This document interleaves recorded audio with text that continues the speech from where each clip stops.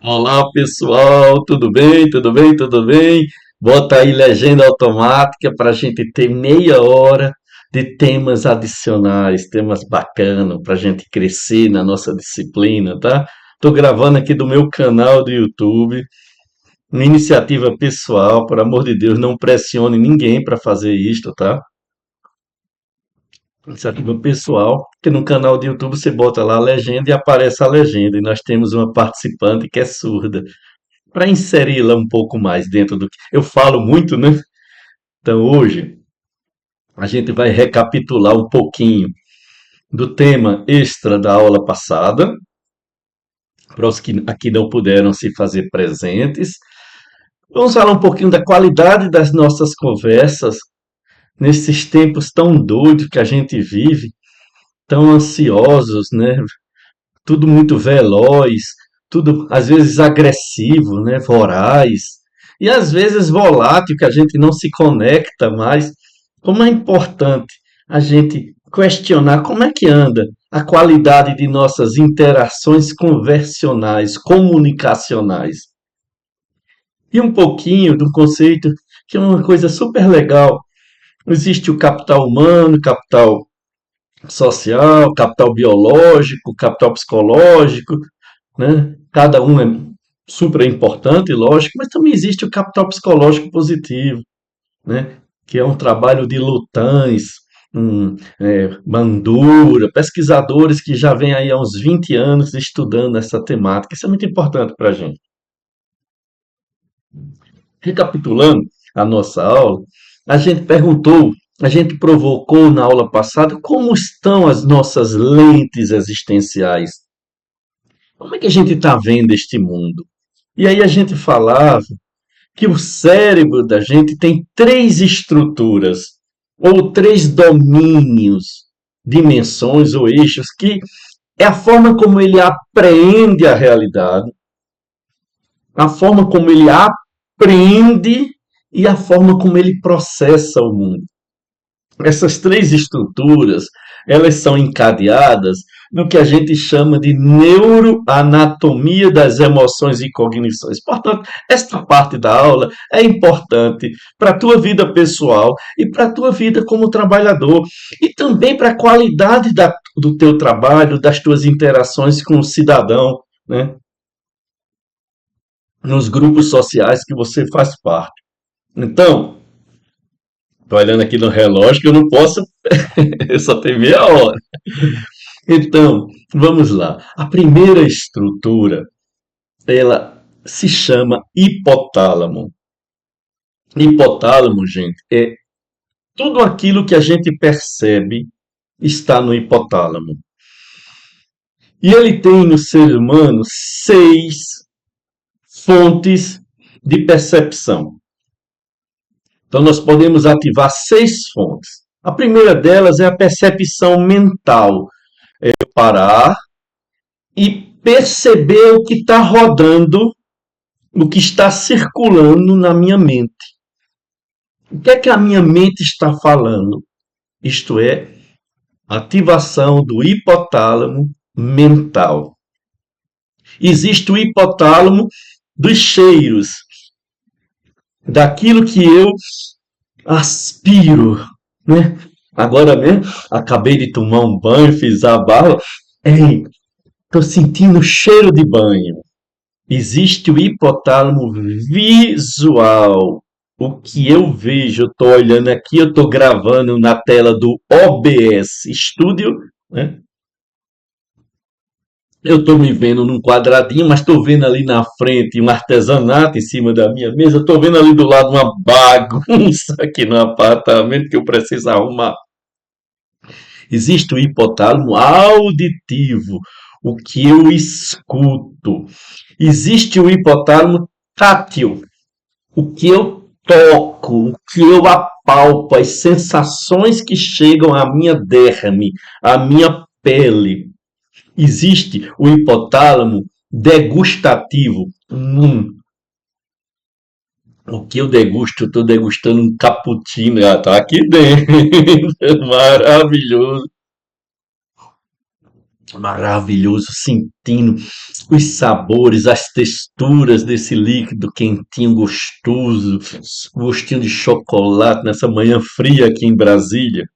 Sim, para os que não me conhecem, eu sou Ricardo de Faria Barros, psicólogo, mestre em gestão social e trabalho, especialista em gestão de pessoas, especialista em psicologia positiva, paraibano de Campina Grande, mas moro em Brasília há 25 anos. É isso aí. Então, o hipotálamo, ele tem o tato, a audição, o olfato, o paladar, a visão e a mentalização. Acompanharam até aí comigo? Tem isso como importância para ele perceber o mundo que nos cerca. Só que ele é direcionado, ele tem dois sistemas de percepção. Um a gente chama do radar. Ele consegue perceber bem distante uma situação, bem longe, como um radar, vendo um avião se aproximar. E por falar em avião, todos os nossos pêsames e luto às mais de 60 famílias que perderam seus entes amados nesse trágico acidente que aconteceu no Brasil, no estado de São Paulo. Trágico, trágico. O radar do hipotálamo, ele é modulado desde a evolução da espécie humana para ver riscos, coisas ruins, ameaças, coisas negativas. Por quê? Para ele poder sobreviver e se antecipar a isto, senão a gente morreria como espécie humana. E ele é muito limitado, tipo um farolzinho de praia que só consegue chegar a 3 quilômetros oceano adentro. Ele é muito limitado para coisas boas, oportunidades, possibilidades, meio que ele releva entre um carro que deu uma freada na sua frente, você viu acender na luz vermelha, você já se previne, e um trânsito super legal, que está indo muito bem, naquele dia que, nossa senhora, parece que não tem nenhum carro quebrado indo para o trabalho, é mais fácil você perceber o farol vermelho ligando no carro à frente, que ele está freando, do que o bom fluxo. Entende como funciona? E aí eu tenho que, de vez em quando, dar um chega para lá no meu cérebro, no meu hipotálamo, só de perceber que o carro à frente está muito devagar, que o trânsito não anda. Escuta também esse som legal que está saindo na música. Olha também este nascer do sol, essas flores à beira da estrada. Olha também a possibilidade que você tem de estar dirigindo quando tantas pessoas neste momento estão pegando um busão, um metrô, e você tem um. Percebe o que é que a gente faz com o nosso cérebro? É o que está escrito aí. A gente modula ele para uma atenção percep... Toda a atenção nossa, escutem, gente, é perceptiva. Toda. Você acorda de manhã e diz: a vida não presta. Tudo que você vai perceber durante o dia vai tentar justificar esta sua percepção que disse cedinho: a vida não presta. Então, seu hipotálamo ele fica modulado para isso. Então, a gente pode fazer de uma forma intencional, consciente, ruminante, fica voltando, treinando a nossa percepção também para o bom, para o positivo, para o belo, virtuoso, as oportunidades, o terno, o amável. Como? Ativando os 6 sentidos: mente, olhar, escuta, aromas, sabores, toques, ativando os nossos 6 sentidos de uma forma consciente. Isso não é se alienar, não, tá, gente? Uhum. Ah, negar a realidade. Não, não, não, não, não. É a gente também treinar o nosso aparelho para outras dimensões que há na vida. Porque senão a gente fica operando apenas na vibe que ele vem com esta modulação. E a gente passa a ficar preso desta modulação que só foca no risco, no perigo, na ameaça. no medo. Perceberam a primeira coisa? Treine o seu hipotálamo. Agora, enquanto você está me escutando, nesta aula via YouTube, para um pouquinho, se toca, se perceba, se sinta, sinta seu pulso batendo. Se você não sentir seu pulso batendo, ainda tem uma chance. Sinta o ar saindo e entrando. Veja o que está ao seu redor. Imagine as formas. Quando você faz isso, você desliga o cérebro do cortisol e da adrenalina, do modelo que ele é trabalhado para ver. Captaram? Vale ouro, tá? Segunda, o nosso cérebro também tem, nessa estrutura, o hipotálamo tem uma segunda estrutura, que é o hipocampo. Hipocampo é a biblioteca do nosso cérebro. É onde estão os livros da nossa vida que a gente acessa. Livros de triunfo, livros de superação, livros também de mágoas ou medos, livros de boas vivências que nós tivemos, confraternizações, celebrações, mas também livros de lutos que a gente passou. Até aí tudo bem? Então o hipotálamo é a biblioteca. Ele é vamos supor que ele é o bibliotecário. É ele quem compra os livros do mercado e enriquece a nossa biblioteca para ela se manter sempre atualizada. Até aí tudo bem? Bem, o hipotálamo ele é modelado de fábrica para reter, tal qual um velcro, as memórias negativas. E ele cria com ela pequenos livros que 20 anos depois você acessa. Você consegue se lembrar. Então você consegue se lembrar que viajando Brasília, Rio de Janeiro, depois que você saiu ali de Belo Horizonte, seu carro baixou o pneu. 20 anos depois você lembra, seu carro baixou o pneu. Se eu perguntar, como é que foi tua viagem de Brasília para o Rio de Janeiro, passando por Belo Horizonte de carro, você vai dizer, ih, rapaz, a viagem não é que o pneu baixou depois de Belo Horizonte? Agora, se eu pedir para você descrever o seu primeiro dia no Rio, você não conhecia o Rio, tá? Foi para Copacabana, se hospedou no bairro de Copacabana. Vai lá, Terceira Avenida, não tem problema. Você não conhecia o Rio. Tudo era novo. Nossa, e o Rio é tudo de bom, né? O Rio, para mim, é a cidade mais linda, uma das mais lindas do mundo. Não vou dizer a mais linda, mas a mais linda.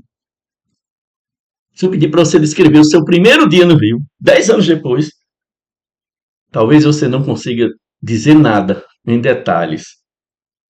Entenderam a crueldade do hipocampo? Porque as memórias positivas, elas fluem tal qual quando a gente assa uma carne numa frigideira de teflon, ela não desliza, ela não gruda ali, ela não gruda no teflon. O teflon é feito para isso, usar pouquíssimo óleo ou nada de óleo. As memórias positivas nossas, os momentos bons, os momentos de confraternização, de celebração, vitórias, gente, não colam. Não colam como véu. Eles ficam no que os estudiosos chamam de memória de curta duração. E essa memória de curta duração vai entrando outras coisas nela. Tipo, quando a gente salva uma coisa em cima de uma coisa no pendrive, vai entrando outras coisas nela, vai entrando. Vai entrando. Já a outra não, a outra é memória de longo prazo. Não entra nada, fica lá guardado. Vai para a biblioteca, fica lá. 200 anos depois, aquele livro ainda está lá. Como é que a gente pode fazer? Qual é a dica que os neurocientistas nos dão? Deguste o bom, o belo, o virtuoso. Deguste. Revisite, rememore. Ontem Eu vivi dias maravilhosos com meus 4 filhos aqui em Brasília, com os 4 netos. Fiz uma foto que é cada vez mais difícil. Então, eu tenho um filho de 39 anos, uma filha de 37, um outro de 34 e um de 15. Eu tenho um neto de 4 anos, é o Lucas. Eu tenho a Laís de 3 anos. Eu tenho a Sofia de 2 anos e eu tenho o Eduardo de 8 meses. Conseguimos juntar todo mundo ontem. Fomos para o Líbano, um bar e restaurante bem bacana que tem aqui em Brasília, que eu gosto muito dele. Quem me atendeu foi o Rangel, um garçom maravilhoso. Sabe? Comi aquele quibe, a cervejinha, aquela confraternização, meu genro, minhas noras. Filha, sabe o que é que eu fiz hoje? Fiquei olhando as fotos e revisitando aquele momento. Sabe o que é que eu vou fazer antes de dormir hoje? De novo. Sabe o que é que eu vou fazer amanhã?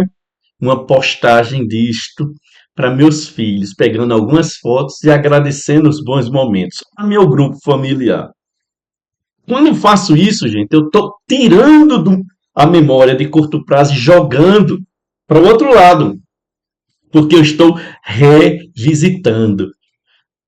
E se você conseguir escrever sobre isto no dia seguinte, fazer um pequeno diário para você, aí é que tem força mesmo. A escrita entra com força mesmo aquela cena.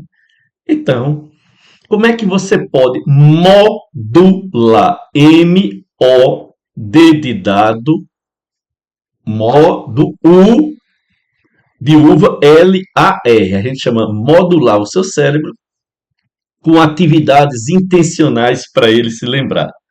Opa, só gastei 16 minutos até agora. Tá ótimo, tá ótimo, tá ótimo. Café acabou? Bem, e por último, quem é o terceiro ator que no teatro do nosso cérebro opera? Hipotálamo, hipocampo, quem é o terceiro? Nossas queridas amígdalas cerebrais, elas são duas, uma em cada hemisfério. Elas são responsáveis pelo nosso piloto automático. Hoje, quando eu fiz a barba, eu nem me lembrei mais. Fazer a barba, para mim, já está no piloto automático. Você tem uma intimidade com a ferramenta, com a pasta, com, né, o creme de barbear.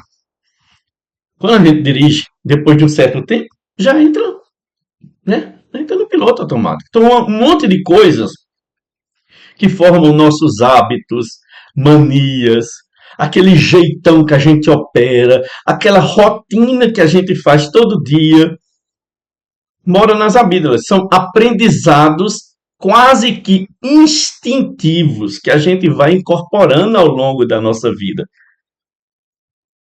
As amígdalas, elas aprendem a reagir ao ambiente.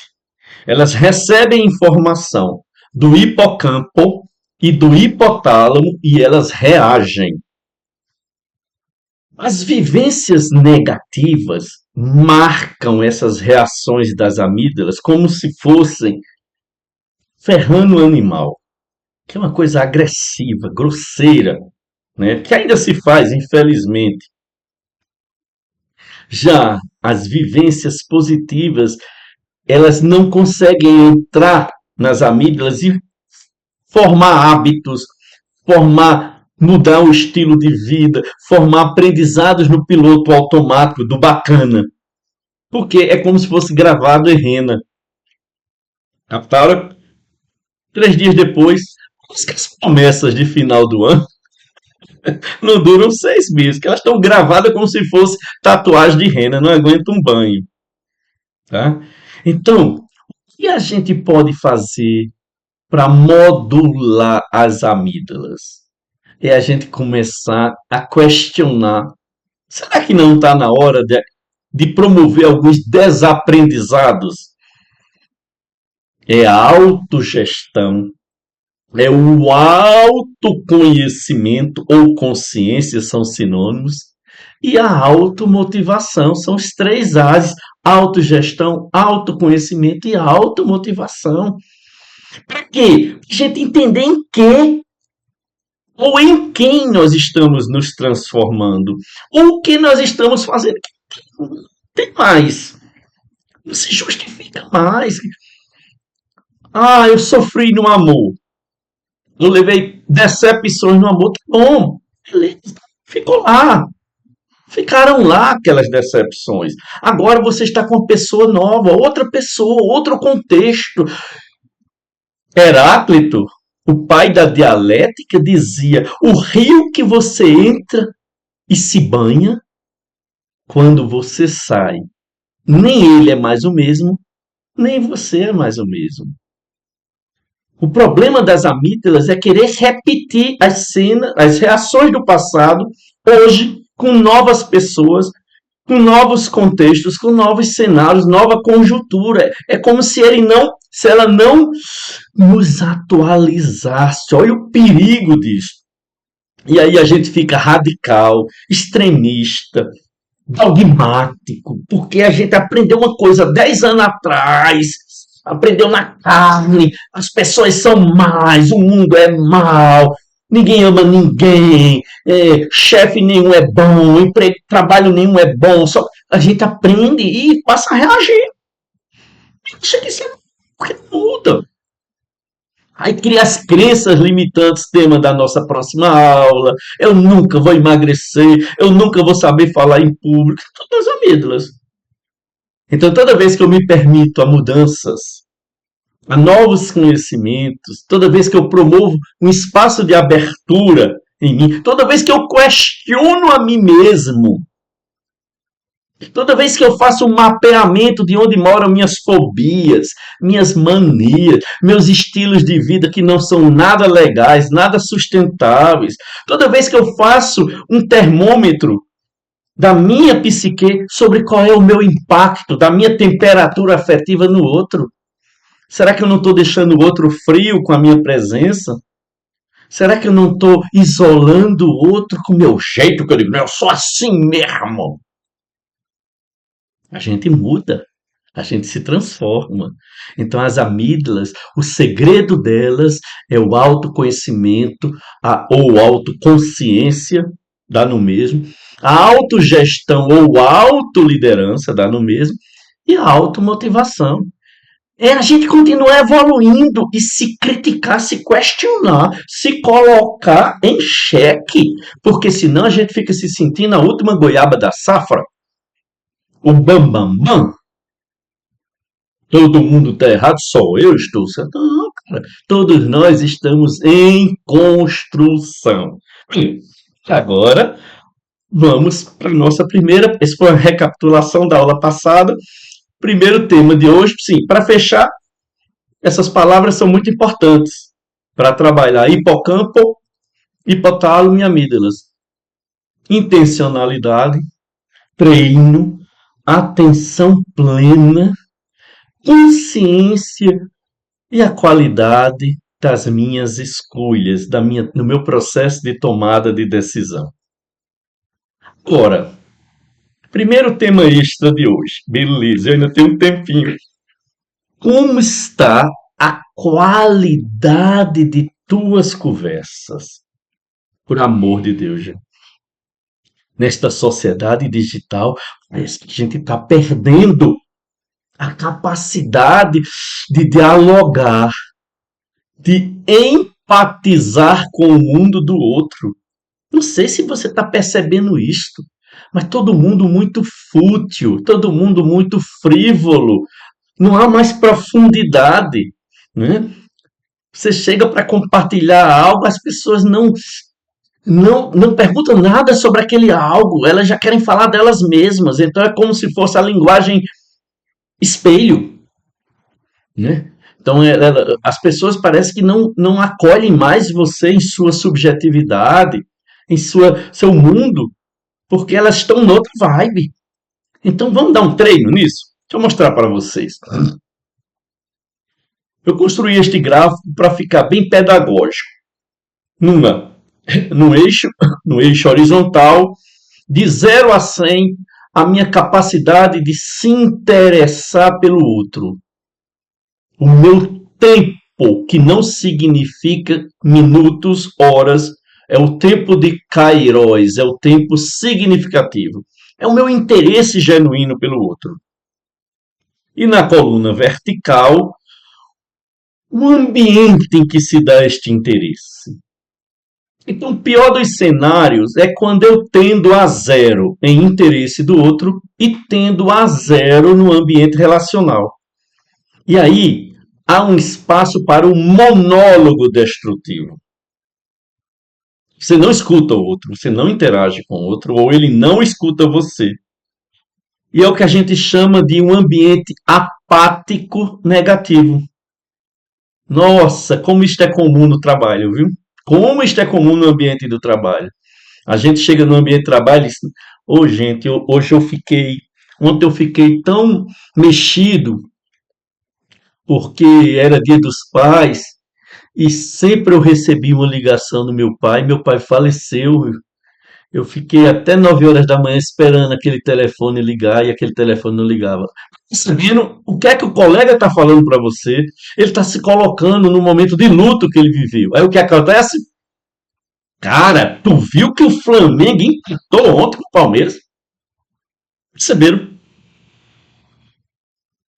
O interesse é zero.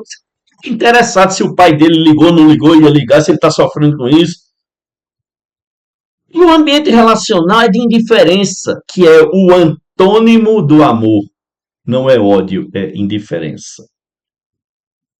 O segundo quadrante já é um pouquinho melhor. Embora você ainda esteja desinteressado, o ambiente relacional é legal. E sua amiga que está ali.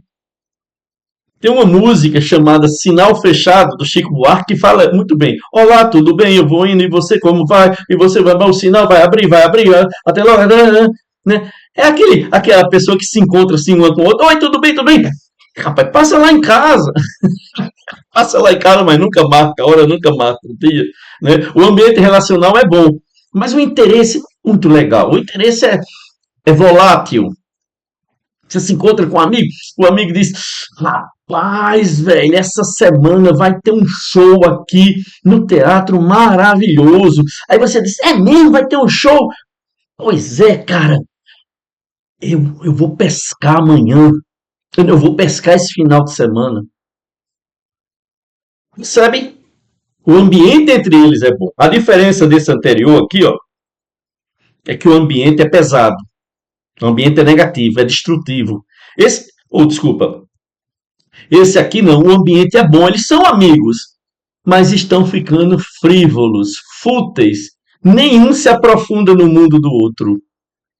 Você acabou de falar que vai ter uma peça legal, ele não te pergunta qual é a peça, em que teatro, qual é o dia. Ele já solta que vai pescar. Próximo final de semana. Ele está pouco interessado na tua vivência. Esse aqui é horrível, gente. É o diálogo destrutivo. Há interesse no que o outro está trazendo, mas o interesse é um interesse para ferrar o outro, um interesse para, se ele está se sentindo ruim, para ele se sentir pior ainda. Então, o ambiente relacional é negativo, mas há interesse. É o que a gente chama do antipático doutrinador falador. Então, você chega lá e diz: rapaz, meu casamento está em crise. Olha, aí você está em crise? Até que ponto você não é ocupado? Não, veja bem, mas está em crise. É que a gente vem. Questão das famílias, a gente está perdendo muito tempo. Todo final de semana, ou é na casa da mãe dela, ou é na casa da minha. A gente deixou de namorar. Aí você entra. Cara, mas tu ainda quer namorar com 50 anos, cara? É isso, cara. Com 50 anos, cara. Não sabe beijar da boca, não. Você acorda para Jesus. Você está romantizando. Pois é, mas eu sinto falta. Eu sinto falta dela, da gente se encontrar, a gente se abraçar, a gente tem um tempo só pra gente. Tempo só pra você, cara. Que mundo você vive, velho? Cara, vai com uma enxada, vai capinar. Percebe? O interesse, o outro vai trazendo coisa e você vai terminando de afundar. E o próximo, graças a Deus, é o diálogo construtivo. É uma conversa bacana. em que eu tenho tempo para acolher o que o outro traz e eu me interesso, eu faço perguntas sobre aquilo que ele traz, eu, eu, eu investigo positivamente aquilo, para ele falando mais sobre aquilo que ele foi impactado, que mexeu com o afeto dele, ou uma coisa positiva ou negativa que ele está trazendo. Então eu vou perguntando, eu vou me interessando, a conversa fica gostosa e o ambiente relacional é bom. Então, ambiente relacional positivo, interesse empático, entrevistador, escutador. Vou dar um exemplo. Você passa lá no Ministério Público Federal, você passa lá pelo corredor e você diz assim: Olha, estou fazendo lá um curso com o professor Ricardinho. Hoje teve um vídeo que ele falou das três estruturas do cérebro: hipotálamo, hipocampo e amígdala. Aí a pessoa.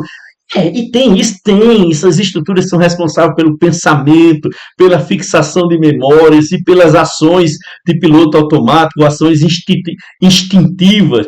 E é e o pensamento, qual das três então é pensamento? Ah, pensamento está no hipotálamo, porque é o responsável pela atenção. E um dos fenômenos da atenção é a atenção mental.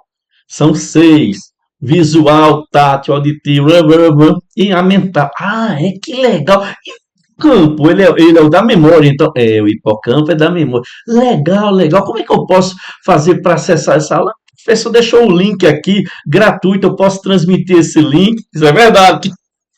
Esse link vocês podem transmitir para quem quiserem. Não tem problema nenhum, não. Ah, deixou aqui o link para mim. Percebe como o meu diálogo é? Aí ele chega, aí essa pessoa que você está conversando sobre a aula diz: Rapaz, esse final de semana você não vai entender o que aconteceu comigo. Comprei no iFood um almoço, mas era dia dos pais e o almoço atrasou e meus filhos chegaram e nada de chegar. E quando eu entrei lá, cara, estava cancelado o pedido. Isso já era quase 2 horas da tarde. Aí você pergunta: E aí, como é que você fez? Ver o que tinha na geladeira. Aí foi diferente, foi um evento diferente, que aí foi com Zé, almoçar às 5 horas da tarde. Com o que tinha na geladeira, a gente fez um almoço. E aí, e como é que foi então, depois disso? O pessoal curtiu, tá lá junto, cozinhando com você? Percebe, gente? É outro nível. Outro nível. Então, você que está me escutando até agora, já já a gente vai voltar para a aula presencial, a aula síncrona presencial, sem ser no YouTube.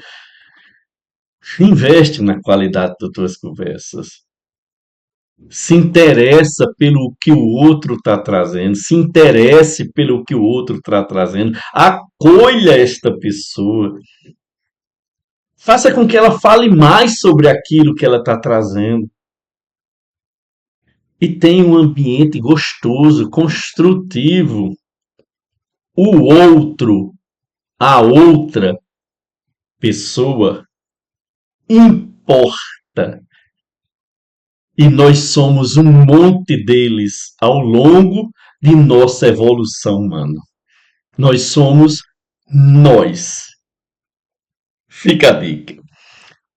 Próximo. Aí aqui estão os 4 quadrantes, né? Os menos ruins, o amarelo e o azul. Aqui eu trago agora para vocês um conceito sobre quando a gente nasce, o primeiro capital que nós temos quando nós nascemos é o capital biológico. E aí a gente vai desenvolvendo o capital biológico ao longo da nossa vida. O segundo capital é o capital humano. A gente começa a aprender. Nasceu, começa a aprender. Começa a aprender a mamar, começa a aprender a fazer as necessidades, começa a aprender a chorar, a reivindicar. Capital humano. O terceiro capital é o social, na linha evolutiva. A gente começa a aprender que a gente não está mais dentro do útero, que existe uma pessoa ali pertinho da gente, que cuida da gente, que existem outras pessoas que habitam aquele ambiente onde a gente está inserido. Capital social. E o último capital dos 4 é o capital financeiro. A gente aprende que estamos dentro de um mundo, de uma economia, que as coisas precisam ser valoradas tanto subjetivamente como financeiramente e que as coisas têm custo, né? Não há almoço grátis.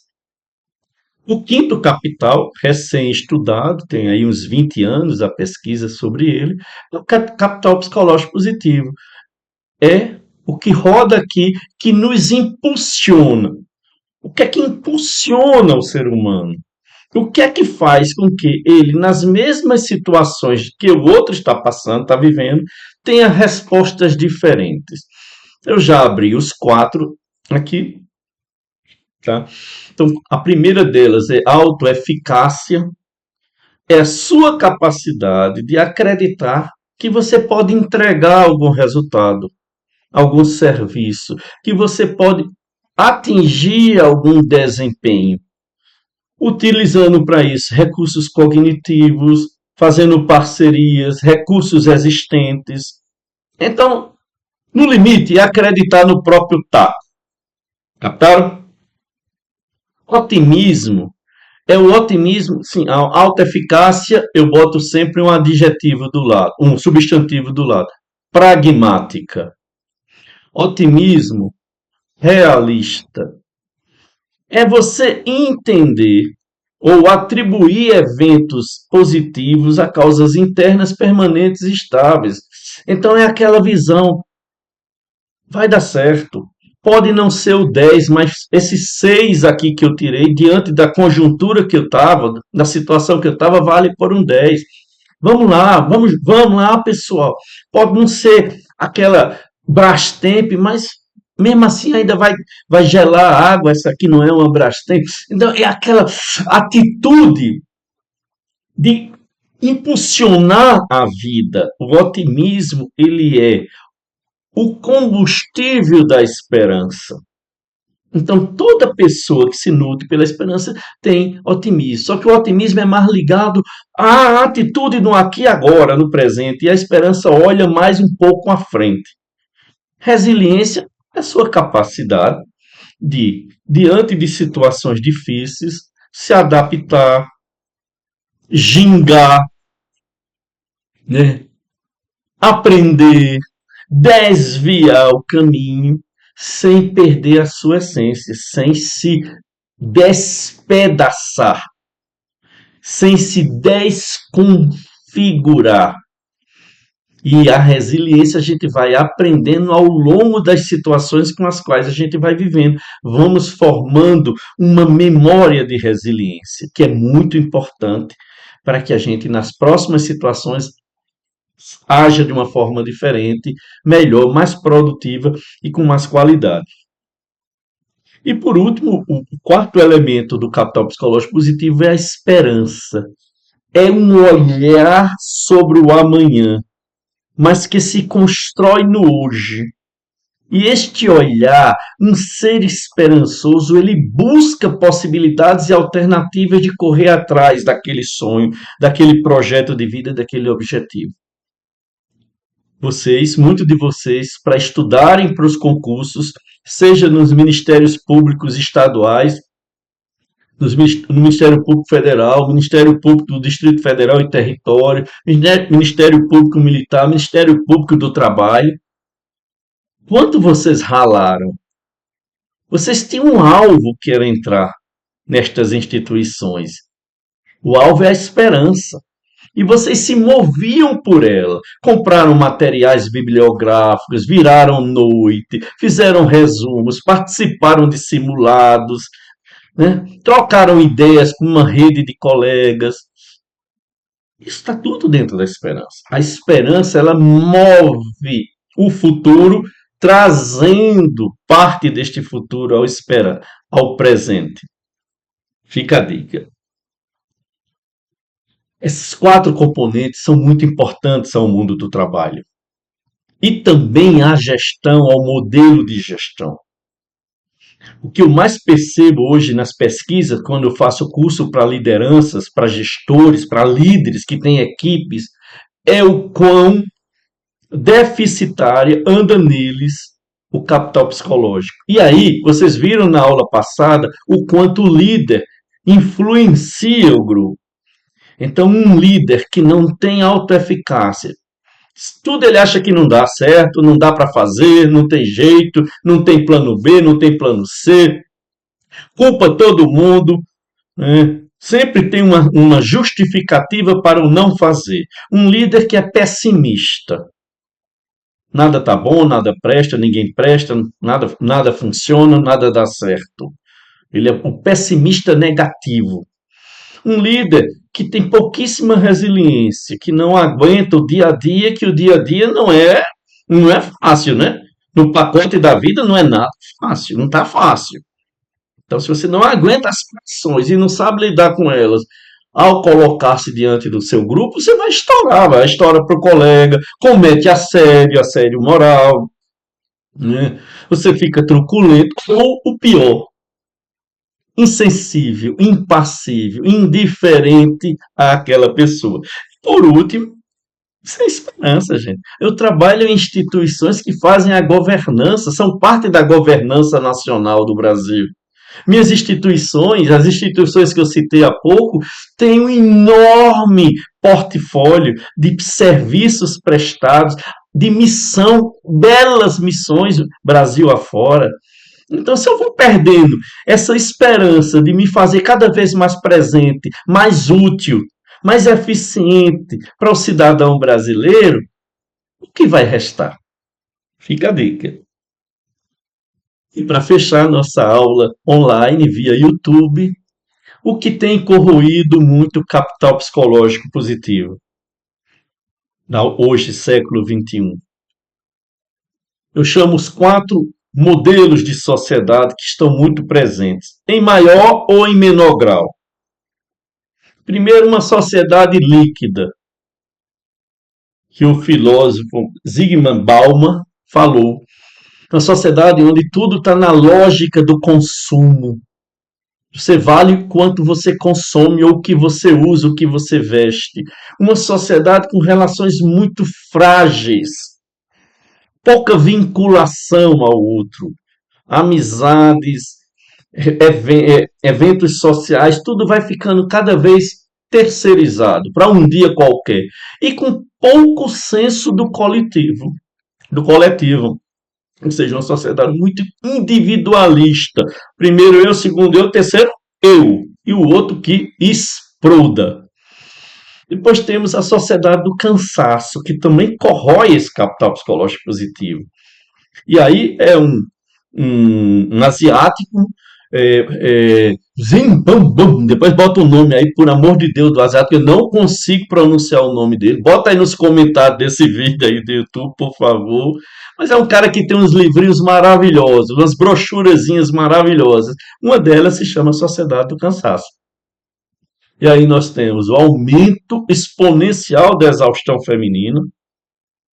Outro dia eu estava vendo uma sessão no TST em que um dos ministros, o ministro Cláudio, estava falando sobre a necessidade da folga para quem trabalha em hotel, para as mulheres serem privilegiadas na folga do domingo.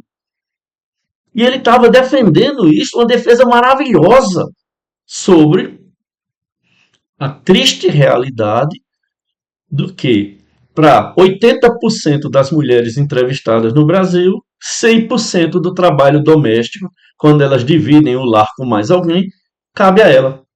Isso é horrível. Então, a exaustão feminina passa por isto, passa pela criação dos filhos, principalmente em casais que se divorciaram, e sobra para a mulher uma guarda que não é nem guarda compartilhada, é uma guarda responsabilizada, é ela que leva para o médico, é ela que cobra as tarefas, é ela que veste, é ela que compra roupa, é ela que aquece, é ela que a cuida, é ela que alimenta, e o bonitão pega final de semana sim, final de semana não, por aí vai. Tomara que a gente chega a uma exceção quanto a isso, e só estou também no mundo do trabalho, onde não tem espaço para o feminino. Não tem espaço para o feminino. E a mulher que alega que está com TPM naquela semana, ela é ridicularizada. O pessoal não compreende o que é a explosão de hormônios em uma semana em que a pessoa está numa crise de TPM. Então ela é ridicularizada. Deixe sua TPM em casa e venha trabalhar. Mesma coisa a mulher que chega após uma licença maternidade. Né? Bem, temos a sociedade. Desculpe, eu dei esse leque, ele disse aqui que a bateria está acabando. Temos a sociedade digital, Sim, e na sociedade do cansaço, as invasões bárbaras do mundo do trabalho, que ele invade, invade, invade, e você não tem mais tempo de ser você, para ter vida pessoal, para ter sua vida social. Porque o trabalho ele invade 100% do tempo. Sociedade digital, ela sequestra a nossa atenção e a nossa libido. Você está sempre com a tela baixa, olhando, e aí você deixa de ver tudo que está acontecendo no seu redor, ou se interessar por outras coisas que não sejam Instagram, Twitter, Facebook. Aí tem até a doença chamada FOMO, FOMO.